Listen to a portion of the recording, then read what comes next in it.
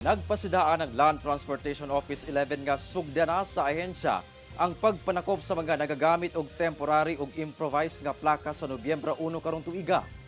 Sa impormasyong nakuha sa GMA Super Radio Davao, sumala ni Yuri Lim, head sa Law Enforcement Section sa LTO-11, nga ugaling walay bagong kamanduan ang LTO Central Office bahin sa unang ipagula nga Memorandum Circular nga nagtagana sa Oktubre 30 nga katapusang adlaw sa paggamit sa maong mga plaka.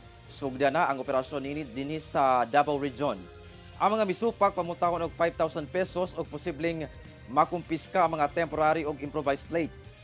Kainumdumang nga naapud-apud na sa LTO ang mga bagong plaka ning bagulang. Sumala sa LTO kung dili makita sa ilang system tracker ang plaka sa sakyanan, posibleng anaa sa opisina niini ang mamahimong adtuon sa tagiya. Lakip sa mamahimong dakpo ng mga nakakuha og authorization gikan sa LTO alang sa paggamit og improvised og temporaryong plaka. Gilaraw sa LTO ang pag-release dayon sa mga plaka panahon nga magpalit og bagong sakyanan. Samtang ilhon sab ang usa ka authorization letter gikan sa ahensya kung dunay hangyo sa duplication og paghulip sa kasamtangang plaka sa usa ka sakyanan.